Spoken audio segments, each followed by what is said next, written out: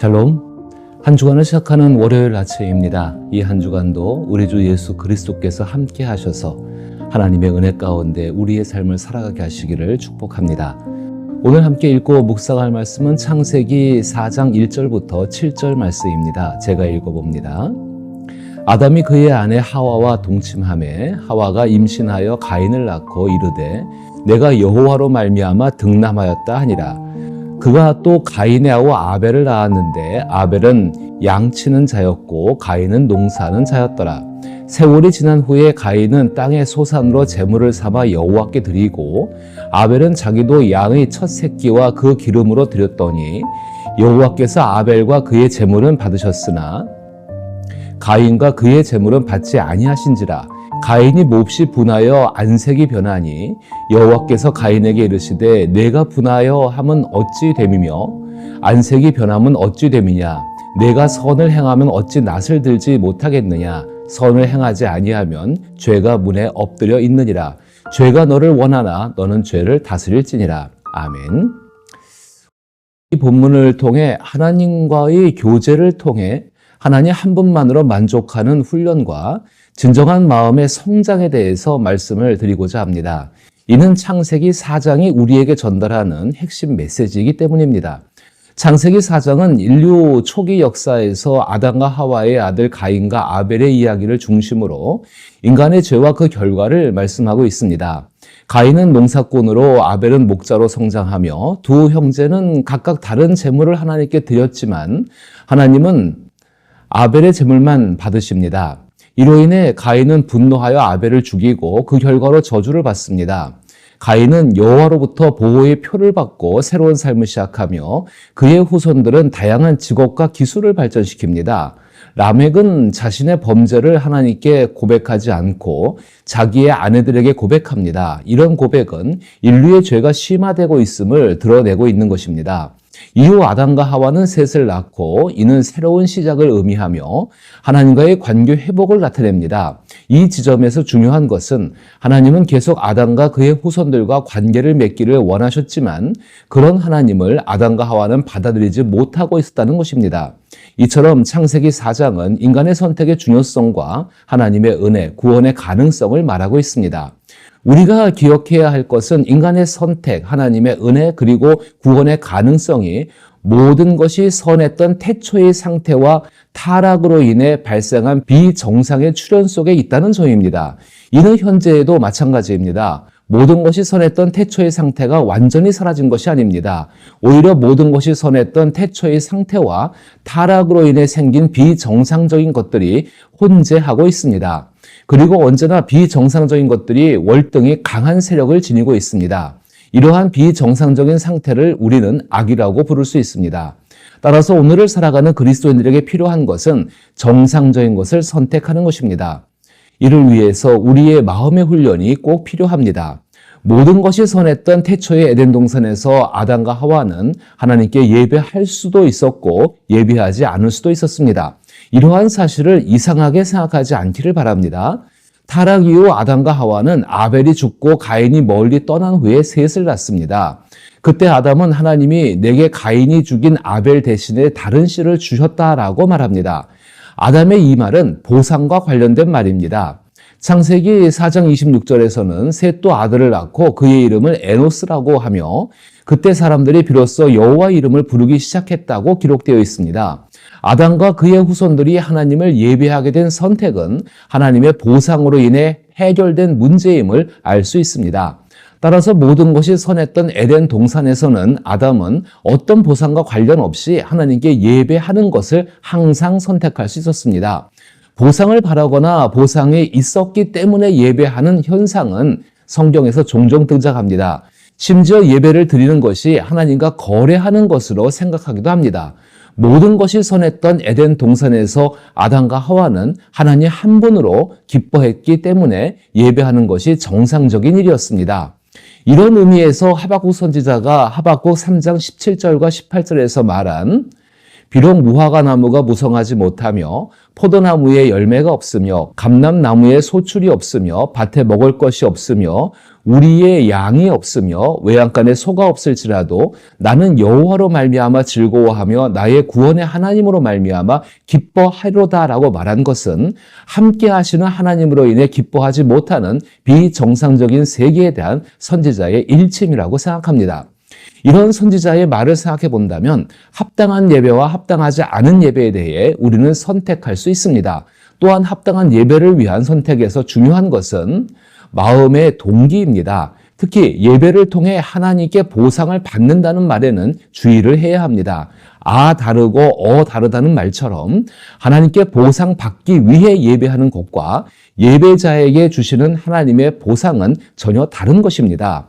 이를 좀 더 심화해서 이야기하자면 복을 받기 위해 하나님을 믿는 것과 하나님을 믿기 때문에 복을 받는다는 것은 같은 맥락에서 이해할 수 있습니다. 따라서 오늘 함께 읽은 창세기 4장 1절부터 7절의 이야기를 합당한 예배와 합당치 않은 예배, 그리고 보상을 바라는 헛된 기대라는 측면에서 생각해 볼 수 있습니다. 그러나 계속 기억하고 있어야 할 것은 이 이야기 속에도 모든 것이 선했던 태초의 정상적인 것과 타락 이후의 비정상적인 것이 섞여 있다는 것입니다. 아담과 하와는 타락 이후에 가인과 아벨을 얻습니다. 그것은 하나님의 위로였고 하나님께서 함께 하신다는 증거였습니다. 그리고 가인과 아벨은 자라나서 가인은 농사를 짓게 되었고 아벨은 양을 치게 되었습니다. 이 말은 가인과 아벨은 자라나서 아담과 하와가 감당하고 있었던 생존을 위한 노동을 함께 하는 것입니다. 그로 인해 넉넉함과 여유도 생겼을 것이라 저는 생각합니다. 그리고 가인과 아벨은 각각 자기의 방법으로 여호와께 제물을 드립니다. 이것은 지극히 정상적인 일입니다. 그런데 가인의 입장에서 비정상적인 일이 생깁니다. 하나님께서 가인의 제물을 받지 않으신 것입니다. 하나님께서 왜 가인의 제물을 받지 않으셨을까? 이 점에 대해서 세 가지를 함께 생각해 보아야 합니다. 첫째는 가인의 태도입니다. 두 번째는 신약 성경에서 이 사건에 대한 이해입니다. 그리고 마지막으로 성장 과정 속에서 길러진 가인의 인격을 생각해 보아야 합니다. 이 세 개는 별개의 것이 아니라 한 가지로 연결되어 있다는 것도 기억해야 합니다. 가인의 태도에 대해 오늘 본문에서는 창세기 4장 3절부터 7절에 걸쳐서 세월이 지난 후에 가인은 땅의 소산으로 제물을 삼아 여호와께 드렸고 아벨은 자기도 양의 새끼와 그 기름으로 드렸더니 여호와께서 아벨과 그의 제물은 받으셨으나 가인과 그의 제물은 받지 아니하신지라. 가인이 몹시 분하여 안색이 변하니 여호와께서 가인에게 이르시되 내가 분하여 함은 어찌 됨이며 안색이 변함은 어찌 됨이냐. 내가 선을 행하면 어찌 낯을 들지 못하겠느냐. 선을 행하지 아니하면 죄가 문에 엎드려 있느니라. 죄가 너를 원하나 너는 죄를 다스릴지나 라고 말합니다. 7절에서 선을 행하면 어찌 낯을 들지 못하겠느냐라는 표현은 관계의 정당성을 의미하는 것입니다. 모든 관계는 마음의 동기에서부터 시작됩니다. 진심으로 대하고 있는가, 대하지 않는가는 감출 수가 없는 것입니다.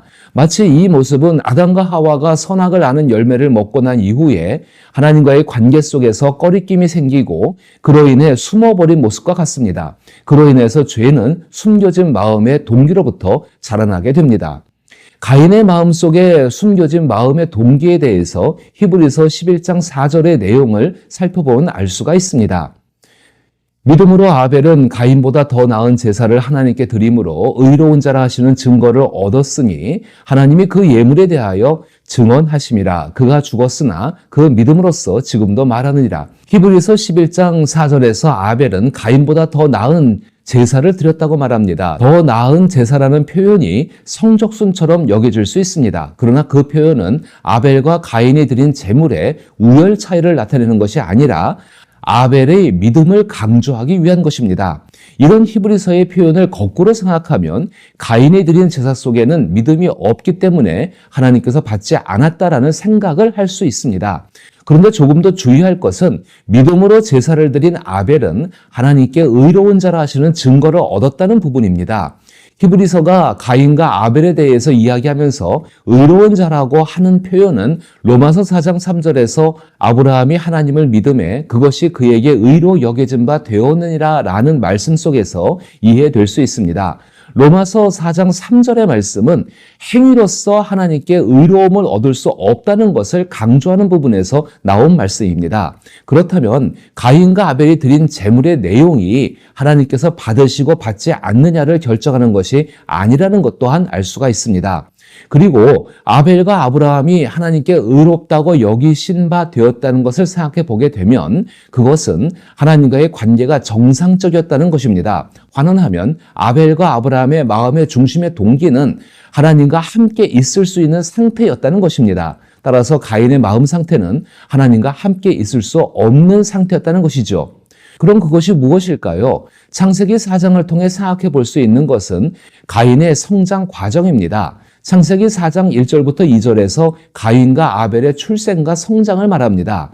아담이 그의 아내 하와와 동침하매 하와가 임신하여 가인을 낳고 이르되 내가 여호와로 말미암아 등남하였나이다. 그가 또 가인의 아우 아벨을 낳았는데 아벨은 양치는 자였고 가인은 농사하는 자였더라. 관심을 가지고 살펴보아야 할 부분은 아담과 하와가 가인을 낳고 내가 여호와로 말미암아 등남하였다고 말한 그 부분입니다. 이 부분이 중요합니다. 그리고 아벨을 낳고 나서도 이와 같이 이야기했을 것이라고 생각됩니다. 아담과 하와에게 아들을 얻는다는 것은 과연 어떤 의미일까요? 우리가 현재 생각하는 것과는 차이가 있을 수 있습니다. 이는 얼마 전 에덴 동산에서 있었던 일과 관련이 있습니다. 하나님께서 하신 말씀을 아담과 하와가 여전히 기억하고 있었을 것이기 때문입니다. 창세기 3장 15절에서 하나님께서 뱀에게 하신 말씀 중 여자의 후손은 내 머리를 상하게 할 것이요 라는 구절이 있습니다. 아담과 하와의 기대는 하나님께서 가인과 아벨을 통해 모든 사태의 원수를 처치하고 모든 것을 회복하실 것이라는 것이었습니다.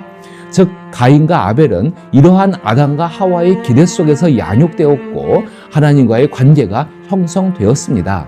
아담과 하와의 기대감 속에서 자란 가인과 아벨은 각자의 방법으로 하나님께 제물을 드립니다. 창세기 4장 1절부터 7절까지의 표현을 살펴보면 하나님께서는 매번 드린 제물에 대해 반응하고 계십니다.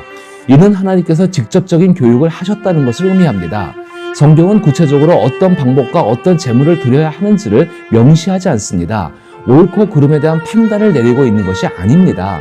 하나님과의 교제 속에서 누릴 수 있는 것은 하나님의 뜻을 알고 마음을 이해하는 것입니다. 특히 하나님께서 가인에게 하신 말씀, 내가 선을 행하지 아니하면 죄가 문에 엎드려 있느니라는 말씀을 생각해보면 가인은 하나님과 함께 있는 것에 만족하지 못했던 것 같습니다. 이제 하나님께서 가인의 제물을 받지 않은 이유를 정리해보면 오랜 시간 동안 하나님의 교육에 있었음에도 불구하고 가인의 태도를 결정짓는 마음의 중심 동기는 하나님과 함께 있는 것에 만족하지 않았다는 것입니다. 더 나아가 그는 제물을 드림으로써 아벨보다 나은 위치에 서고 싶어 했던 것입니다. 이런 이야기를 통해 얻을 수 있는 교훈은 우리에게 하나님 한 분만으로 만족할 수 있는 마음의 훈련이 필요하다는 것입니다. 또한 기억해야 할 점은 성령과 성경은 지속적으로 우리에게 하나님 한 분만으로 만족하는 훈련을 시키고 있다는 것입니다. 만약 우리가 함께 생활하는 사람들보다 더 훌륭하다는 칭찬을 기대하지 않는다면 하나님 한 분만으로 만족하는 비결을 얻게 되고 그 안에서 비정상적인 세상 속에서 하나님께서 주시는 자유자의 삶을 살 수 있습니다.